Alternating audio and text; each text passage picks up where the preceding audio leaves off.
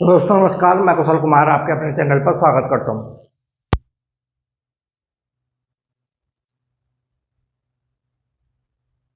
दोस्तों इस वीडियो में बात करेंगे भारत की हम कुछ दक्षिण भारत की ऐसी नदियों की जो अरब सागर और बंगाल की खाड़ी में गिरती हैं। दोस्तों इनको बोला जाता है प्रायद्वीपीय भारत की प्रमुख नदियां। दोस्तों जो भारत का तीन ओर से नीचे का भाग जो है तीन ओर से समुद्र से घिरा है, यानी पानी से घिरा, तो भारत के नीचे के भाग को बोला जाता है प्रायद्वीपीय भारत। तो दोस्तों विंध्यन पर्वतमाला से नीचे दोस्तों यहाँ पे एक बिंदु पर्वतमाला है, और दोस्तों उससे नीचे जितनी भी भारत का जितना भी हिस्सा है उसको सभी को बोला जाता है दोस्तों बिंदु पर्वत प्रायद्वीपीय भारत बोला जाता है। बिंदु पर्वतमाला से दोस्तों नीचे के हिस्से को बिंदु प्रायद्वीपीय भारत बोला जाता है।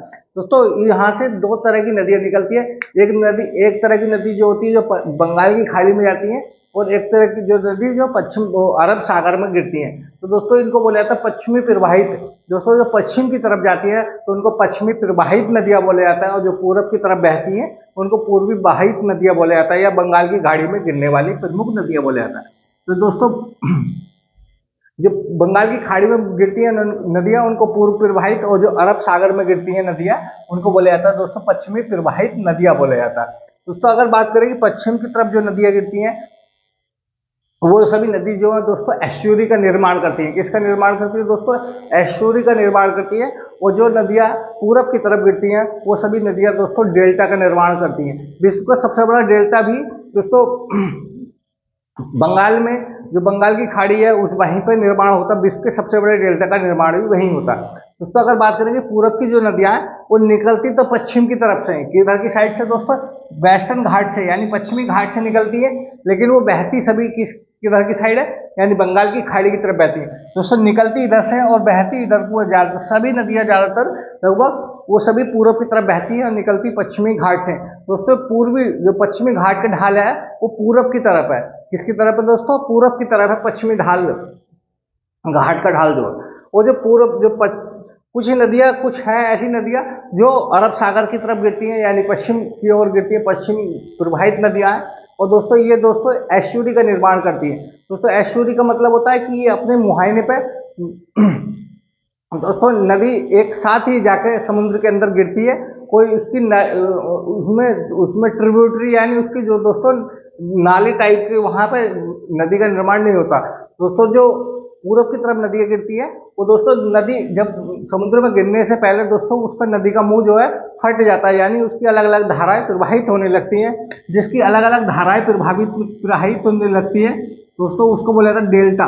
तो दोस्तों इसके बीच में जो है ये गाद छोड़ देती है, गाद, ये यहाँ पर टापू सा निर्माण हो जाता है दोस्तों इनके बीच में। दोस्तों इनको बोला जाता है डेल्टा का निर्माण करती हैं। इनको डेल्टा बोला जाता है। जो नदियां दोस्तों पश्चिम की तरफ गिरती हैं वो सभी एस्चुरी का निर्माण करती हैं। दोस्तों अब बात करेंगे कि पश्चिम की ओर यानी अरब सागर में गिरने वाली प्रमुख नदियां कौन कौन सी हैं। तो सबसे पहली नदी जो है दोस्तों वो है, जो सबसे ऊपर की नदी है वो शरावती है। कौन सी दोस्तों? शरावती नदी है, जो पश्चिम की तरफ गिरती है, यानी अरब सागर की में गिरती है, शरावती नदी है। दोस्तों दूसरी नदी है जो पश्चिम की तरफ गिरती है, यानी अरब सागर में गिरती है, वो है माही नदी। कैसी नदी है दोस्तों? माही।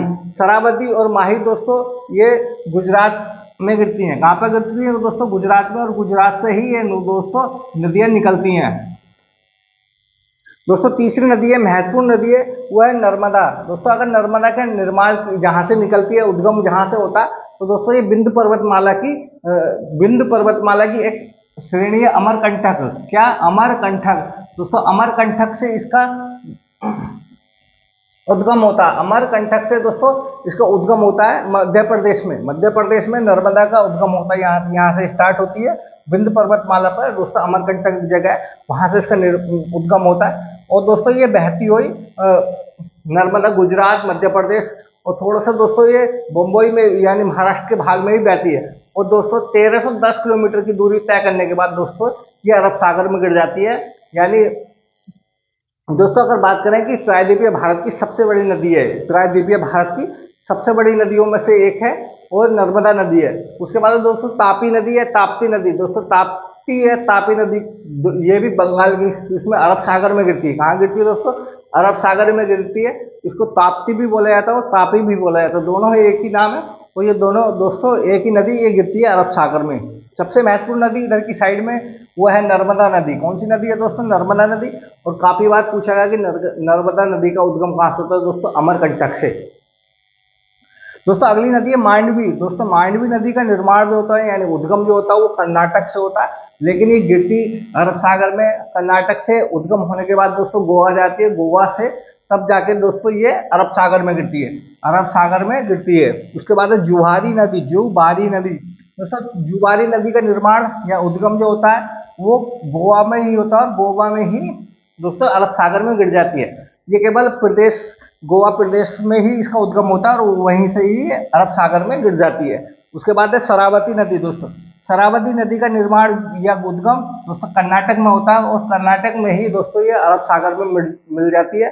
कर्नाटक से कर्नाटक में ही घूम फिर के ये अरब सागर में गिर जाती है। और दोस्तों शरावती नदी पर एक बहुत बड़ा दोस्तों जलप्रपात यानी झरने का निर्माण होता है, जिसको जोग या महात्मा गांधी या गोरसप्पा तीनों है कि नाम है। और दोस्तों ये सबसे बड़ा यानी ऊंचाई के हिसाब से सबसे बड़ा दोस्तों जलप्रपात है यानी झरना, जिसकी हाइट 255 मीटर है। और दोस्तों इसको बोला जाता है जोग या महात्मा गांधी या फिर गोरसप्पा जलप्रपात भी बोला जाता है। दोस्तों ये कर्नाटक से निकलती है और कर्नाटक में ही अरब सागर में मिल जाती है। उसके बाद है दोस्तों गंगा बेली। दोस्तों गंगा बेली नदी भी कर्नाटक में निकलती है और कर्नाटक में ही अरब सागर में मिल जाती है। उसके बाद है पेरियार। दोस्तों पेरियार नदी जो है केरल की सबसे बड़ी नदी है। पेरियार नदी केरल की सबसे बड़ी नदी है और जो अरब सागर में मिलती है केरल में ही, केरल में ही इसका उद्गम होता है और केरल में ही दोस्तों पेरियार नदी अरब सागर में मिल जाती है। इसके बाद है भरतपुजा। दोस्तों भरतपुजा नदी जो है वो निकलती है पूर्वी घाट से, यानी पूर्वी घाट के तमिलनाडु से वो बहते बहते वो आके कहाँ मिलती है दोस्तों? अरब सागर में मिलती है। कहाँ मिलती है दोस्तों? अरब सागर में मिलती है और निकलती पूर्वी घाट से। भरतपुजा नदी तमिलनाडु में उद्गम होता है और दोस्तों ये मिलती कहाँ पर? तो दोस्तों अरब सागर में मिलती है।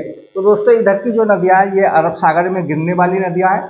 अब बात करेंगे पूरब की तरफ जो मिलती हैं नदियाँ। दोस्तों मैंने आपको बताया था कि पूरब की जितनी भी नदियाँ हैं वो सभी डेल्टा का निर्माण करती है। किसका निर्माण करती है? डेल्टा का निर्माण करती है। दोस्तों सबसे पहली नदी ली है वो है स्वर्ण रेखा नदी। दोस्तों स्वर्ण रेखा नदी है ये उड़ीसा इसका निर्माण छत्तीसगढ़ साइड से होता है। दोस्तों ये बहती बहती उड़ीसा में जाकर दोस्तों ये बंगाल की खाड़ी में मिल जाती है। किसमें मिल जाती है दोस्तों?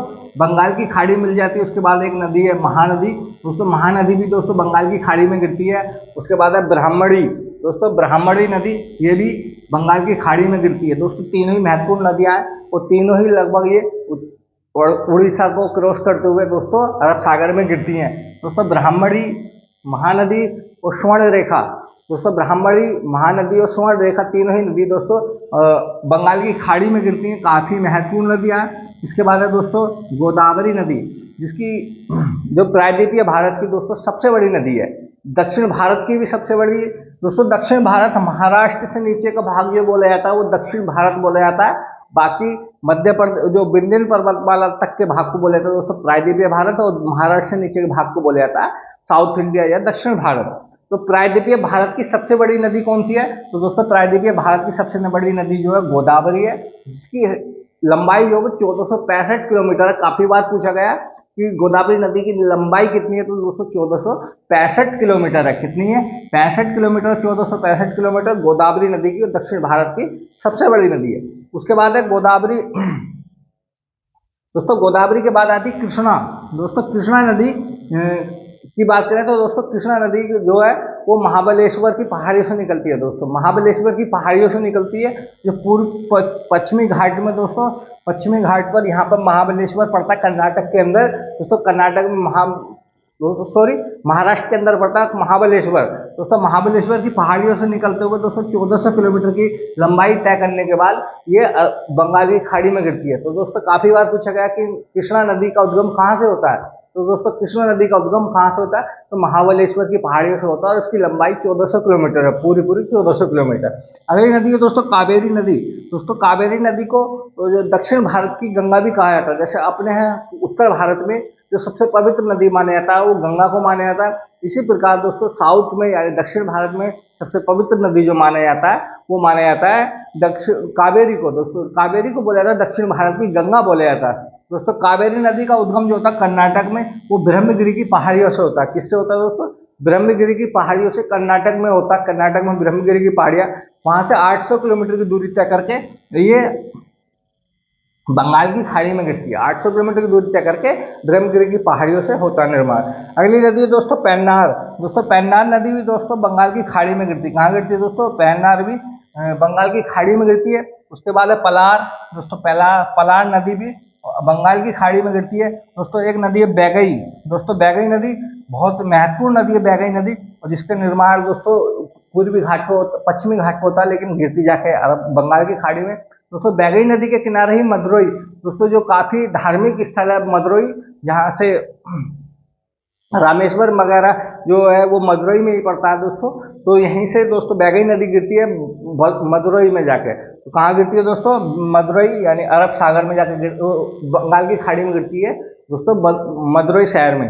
दोस्तों अगली नदी है ताम्रपाणी। दोस्तों ताम्रपाणी नदी भी कहाँ गिरती है दोस्तों? ताम्रपाणी नदी भी बंगाल की खाड़ी में गिरती है, बंगाल की खाड़ी में गिरती है दोस्तों। इसके अलावा दोस्तों गोदावरी की काफी सहायक नदियां जैसे पेनगंगा, बेनगंगा और तुंगभद्रा, कृष्णा की जो सबसे बड़ी सहायक नदी है उसको बोला जाता है तुंगभद्रा। क्या बोला जाता है दोस्तों? तुंगभद्रा बोला जाता है। इनकी सहायक नदियों के बारे में बात करेंगे अगली वीडियो में। दोस्तों वीडियो अच्छी लगी तो वीडियो लाइक करना, चैनल को सब्सक्राइब करना और वीडियो जरूर शेयर करना। धन्यवाद दोस्तों।